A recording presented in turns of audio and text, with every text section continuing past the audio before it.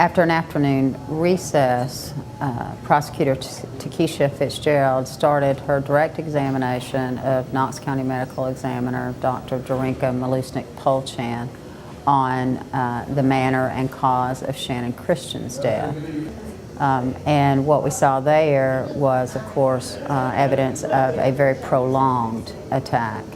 Chris would have been dead within a couple of hours. Shannon's injuries, according to the doctor, occurred with a good measure of time between them. She indicated that Channon had suffered blows to the head at some point. She had been grabbed. Her arms had been grabbed by someone forcefully enough to cause bruising. She was forced to perform oral sex with such force that it tore her upper lip. She also suffered carpet burns to the back, bruising to the shoulders. She was raped vaginally, anally, and then at some point was repeatedly kicked in the vaginal area. Well, in this particular case, histologically, I could say that one injury is older than the other. For example, the frenulum happened before the last insult in the anogenital region, which was that area of severe beating. And the cut on the hand didn't show any bowel reaction, so that happened around the time of that, or which means that what we call perimortem, around the time she died. Prosecutor Fitzgerald again presented some hypotheticals. Dr. Malusnik, again, I would ask, based upon your training, your experience, your expertise, I would like to ask you a series of hypothetical questions.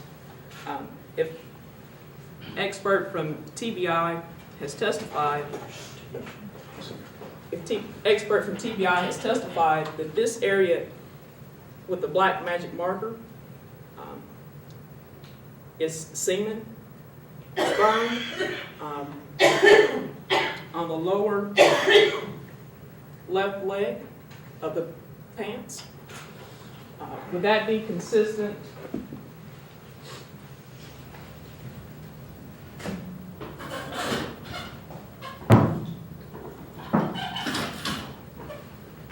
with Miss Christian in a seated position, with sperm in her mouth, leaning forward and spitting the sperm out? Yes, it could be consistent.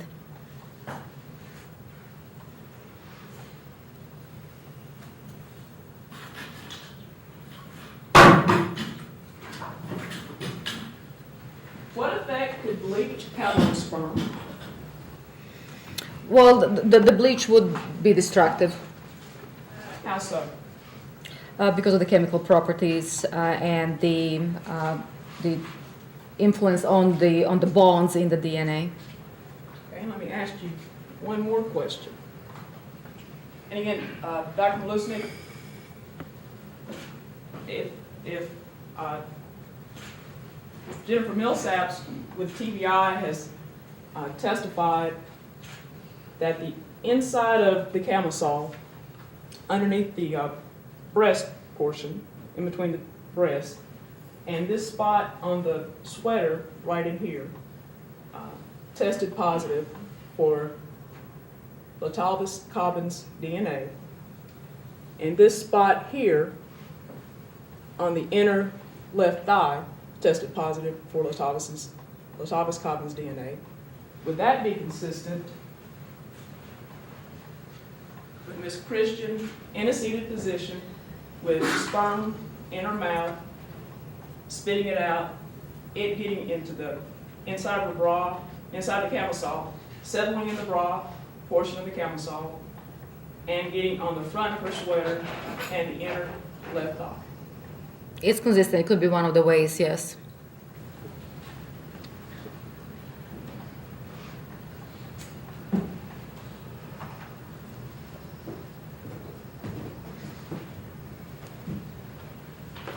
And then again on the back of the Big Star jeans, there is some DNA that is consistent with Miss Christian's DNA. Would that be consistent with a cut hand that is bleeding, touching the back of her pants in that area and leaving blood? It could be. If her hands were tied, would that also be consistent? Sure. And also, inside in the interior of the jeans, Ms. Millsaps found DNA that is consistent with Mr. Davidson in the crotch area. Would that be consistent again with Mr. Davidson's sperm being inside Ms. Christian in her vaginal area or her anal area, and then putting the pants back on after Mr. Davidson deposited semen in her vagina and her anus? Yes. Thank you. Let's put these back in order. The photos from the autopsy were played out on a large movie-sized screen, almost play-by-play. Every, as each layer of binding is removed and as each trash bag is removed, there's a new photo and close-up shots, and they're very graphic, and they were so graphic, in fact, that a new prosecutor who's assisting in this case grew faint early on into the autopsy presentation of Channon Christian's death.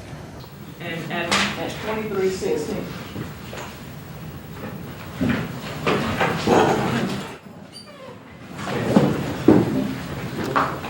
Down. We have a doctor in that.